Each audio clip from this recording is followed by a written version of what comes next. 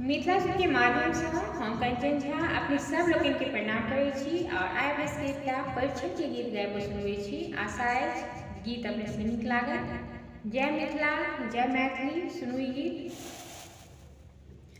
हे यौ कका प्रणाम, अपना बेटा के अहाँ अपना बेटा के कते रखने छी दाम।